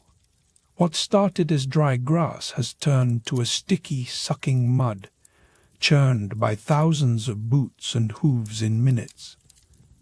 Each step is a struggle, your foot threatening to slip or disappear altogether. The stench is overpowering, sweat, manure, and something darker that you try not to identify. Every time you shift your weight, you feel the earth swallow you a little more. You have to keep moving, or risk being trampled by your own side. Somewhere ahead, arrows hiss through the air, their flight lost in the cacophony. You flinch as one thuds into a shield, just inches from your face, splinters flying. The archers, thousands of them, are relentless. Their barrage is a storm you can't predict or outrun, and the only thing you can do is duck and pray. The noise is so constant that you stop noticing it, until a new volley comes and you remember all over again. You press yourself tighter into the crowd, hoping to disappear. Your mouth is dry, tongue thick with dust and panic. You try to shout, maybe for help, maybe just to hear your own voice, but the sound dies in your throat. Even if you could scream, who would hear you? The men around you are just as lost, their eyes wide and glassy, fixed on the backs of the soldiers ahead. You realize you're all just trying to survive one more minute. That's all you can hope for. The battle isn't a story of heroes and villains, not from where you're standing. It's a blur of bodies and noise, of orders shouted and forgotten, of men slipping and falling and never getting up. The only certainty is the mud that clings to your boots, the blood that spatters your shield, and the knowledge that no one will remember your name. The world narrows to the patch of ground beneath your feet. You're fighting for inches, not glory. You catch a glimpse of the hillside beyond the press of bodies, where the banners whip in the wind. They look grand from a distance, but up close, they're just another thing to trip over. The colors are faded, the fabric torn, and the men holding them are as terrified as you. You wonder if they dreamed of this, standing in the mud, waiting for the next order that might send them charging or running. Hope feels far away, almost imaginary. The weight of the armor is crushing, every breath a chore. Your tunic is soaked through, clinging to your skin, and you can feel blisters rising where the metal rubs raw. You'd give anything to take it off, just for a moment, but you know what that would mean. The sweat stings your eyes, blurring your vision, and you blink hard to clear it. You're not sure if you're crying or just drowning in your own exhaustion. For a moment, the fighting lulls. You can hear the wind in the grass, the distant cries of wounded men, the soft groan of the earth settling under so much weight. It's almost peaceful if you ignore the pain in your shoulders and the ache in your legs. You try to catch your breath, but the air is thick and foul, heavy with the smell of rot. You realize you haven't eaten since dawn, and your stomach twists in protest. Then, without warning, the line surges forward. You're swept along, feet barely touching the ground, as the mass of bodies pushes toward the enemy. The mud sucks at your boots, threatening to pull you under, and you stumble, nearly falling. Someone shoves you from behind, and you lurch forward, spear raised more by instinct than intention. The world shrinks to a blur of movement and noise. You can't stop now. You stab blindly, feeling the jolt as your spear connects with something solid. There's no satisfaction, no sense of victory, just a sickening resistance, then nothing. The man beside you is shouting, but his words are lost in the roar. You're not sure if you hit friend or foe. It doesn't matter. All that matters is staying upright, keeping your weapon in hand and not disappearing beneath the crush. The press of bodies is suffocating. You can feel the heat of a dozen men, their breath hot on your neck, their panic infectious. The ground shifts beneath you, slick with blood and rain, and you fight to keep your footing. Every muscle aches, every joint protests, but you can't stop. If you fall, you'll be trampled, forgotten before you even hit the ground. The stakes are as simple as survival. You hear a scream, high, sharp, and close. Someone has dropped their shield, and the line wavers. You clutch yours tighter, knuckles white as the formation threatens to break. If it does, you know what comes next. The enemy will pour through the gap, and you'll be caught in the crush. You brace yourself, heart pounding, waiting for the next impact. Mud splashes up your legs, cold and sticky, soaking through the holes in your boots. You can't remember when your feet last felt dry. The ground is a living thing now, swallowing men whole, hiding the fallen beneath a layer of churned earth. You try not to look down, not to think about what or who you might be stepping on. There's no time for mercy. The noise rises again, a wave of sound that drowns out thought. You hear the twang of bowstrings, the whistle of arrows, the guttural shouts of men who have nothing left to lose. Your ears ring, and for a moment you feel detached from your own body. It's as if you're watching from a distance, a spectator in your own life. The sensation passes, but the fear lingers. Sweat drips from your brow, stinging your eyes and blurring the world to a smear of color and noise. You blink hard, trying to focus, but everything is moving too fast. The man in front of you stumbles, and you nearly trip over him, catching yourself at the last second. Your spear is heavy, awkward, and you wonder if you're holding it the right way. There's no time to check. You stand on the soaked earth of southern England, the year 1066, pressed shoulder to shoulder with men whose names you'll never know. The sky is a sullen grey, and the air vibrates with the groans of thousands, all of you clutching wooden shields slick with rain and sweat. The fantasy you carried here, of heroic charges and shining armor, dissolves the moment a Norman horn blares and the ground beneath your boots begins to tremble. The only thing louder than your pounding heart is the endless metallic chorus of swords clashing and men screaming. You are not the hero of this story. You are just another body in the tide. Mud sucks at your feet, thicker than any gym treadmill could prepare you for. Your hands ache from gripping a splintered spear, knuckles raw and white, while your helmet presses down on your skull, trapping every breath until it feels like you're drowning in your own sweat. The inside of that helmet is a furnace, hotter than your worst summer commute, and every exhale fogs the vision slit, blinding you just when you need to see most. All around, the stench of unwashed bodies and festering wounds mixes with the iron tang of blood. You try to breathe through your mouth, but even the air tastes of rot.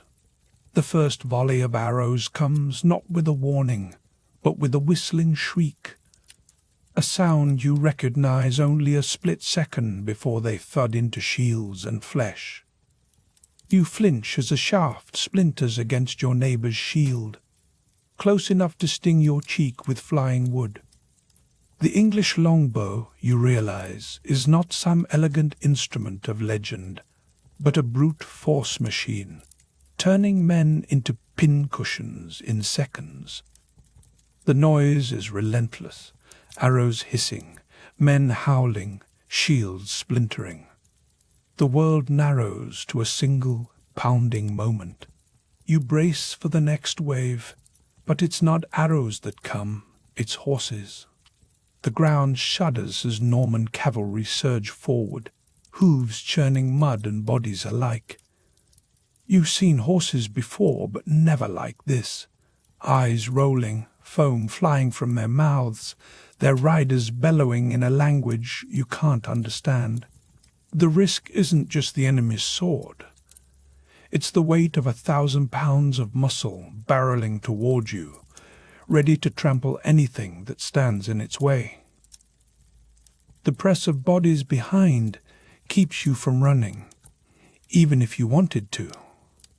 Your shield rattles as a man to your left goes down, vanishing under a tangle of legs and hooves. For a heartbeat, you're frozen. Then the line surges, and you're dragged forward, boots scraping over something soft and unyielding beneath the muck. You realize it's not just earth. The battlefield is a patchwork of churned mud and bodies, some groaning, some already silent. Every step forward is a gamble, and luck is the only armor that matters. Sweat pours down your face, stinging your eyes, but you dare not lift your visor. The air inside your helmet is thick, every breath a struggle against the heat and your own panic. You try to wipe your brow, but your gauntlet scrapes metal, leaving only a smear of grime. The feeling is claustrophobic, like being locked in a sauna with no way out. You hear a distant shout, then a sickening crunch as two lines collide. The impact knocks the wind from your chest. You swing your spear without aiming, more out of reflex than courage. The tip catches on something, maybe armor, maybe bone, and the vibration rattles up your arms. There's no time to see if you've struck a man or a shield. The press of bodies is relentless, each man desperate to stay upright as the chaos swirls around you. In this crush, it's not skill that keeps you alive. It's the accident of where you happen to stand. A sudden, sharp pain in your ankle tells you that you've stepped on something jagged, a discarded sword or maybe a broken arrow. You stumble, nearly going down, but a stranger's elbow jams into your ribs and keeps you upright. There is no time for gratitude. The press behind you is so tight you can barely breathe, and the stink of sweat and terror is overwhelming. You wonder how anyone could find glory in this. A moment of confusion ripples through the line as a Norman standard falls, and for a second it seems like the enemy is retreating. Men around you cheer, voices roar with hope, but the surge forward only drives you deeper into the melee. The noise is deafening. Metal on metal screams, the wet sound of blades meeting flesh. You realize you've lost track of which way is forward. The world spins around you, dizzy and bright. Suddenly, the rain picks up, turning the ground into a treacherous soup. Your feet slip, and you lurch sideways, catching yourself on a stranger's shoulder. The mud is everywhere now, caking your boots, your hands, even your face. Each breath is a struggle, thick with the smell of decay and churned earth. The weather is just one more enemy, indifferent to which side you're on. You feel the weight of exhaustion settling into your bones. Muscles you didn't know you had burn with every movement, and your arms grow heavy as lead. The shield that once felt like a lifeline now drags you down. The chaos has a rhythm, and it's not in your favor. Every heartbeat is a reminder that you are still here, barely. The man next to you coughs, a wet, rattling sound that cuts through the din. You glance over and see blood on his lips, bright against the grime. Disease is everywhere, lurking in every wound and every breath, waiting for its chance to finish what the sword cannot. The stench of infection is inescapable, thick as the mud beneath your feet. Survival here is not just about dodging blades. It's about outlasting the invisible enemies. You try to find your footing, but the ground gives way beneath you, sending you sprawling into the muck. The taste of earth fills your mouth, gritty and cold. For a moment you are face down in the mud, and the world is nothing but darkness and noise.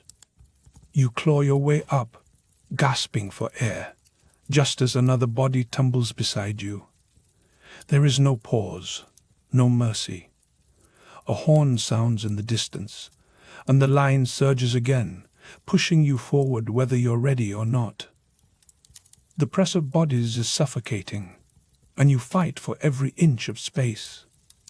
Your vision narrows to the battered rim of your shield and the boots in front of you. You realize that if you fall now, you may never get up again. The stakes are as real as the mud in your teeth. The dream of glory is long gone, replaced by the simple urge to survive. You no longer care about banners or kings. You care about the next breath, the next step. The battle is bigger than any one man, swallowing names and faces alike. You understand now why history forgets men like you. The world moves on, and the mud closes over the fallen. A sudden silence falls, broken only by the distant cries of the wounded. You look around and see that the line has thinned, the living separated from the dead by nothing more than luck. The air is heavy with smoke and the coppery smell of blood. No one is cheering now. The cost of survival is written on every face. You stagger back, legs trembling, and realize you have no idea how long you've been fighting. Minutes stretch into hours, and the sun sinks lower, turning the battlefield to shadow. Each step is harder than the last. The promise of victory means little when your body is battered and your mind numb. You are a survivor, but not a victor. In the end, it's not a sword or arrow that nearly ends you, but exhaustion. Your limbs refuse to obey, and your vision blurs at the edges. You collapse to your knees, gasping for air, and the world spins around you. The battle rages on, indifferent to your struggle. For a moment, you are invisible, a ghost among the living. The final insult is anonymity. No bard will sing your name. No chronicle will record your deeds. You are one of thousands, lost in the mud and the memory of a single terrible day. The kings and conquerors will be remembered, their faces carved in stone, but you will fade into the earth. The only glory here is survival, and even that is fleeting. As the sun sets and the field grows quiet, you limp away from the carnage, battered and changed. The mud clings to you, a reminder of everything you endured. The noise fades, but the memory lingers.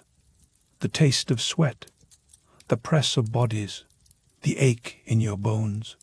You have survived the Battle of Hastings, but history will never know your name. In the end, that is the truth of medieval warfare. Survival is its own quiet victory, and sometimes that is enough. The shouts of commanders ripple through the ranks,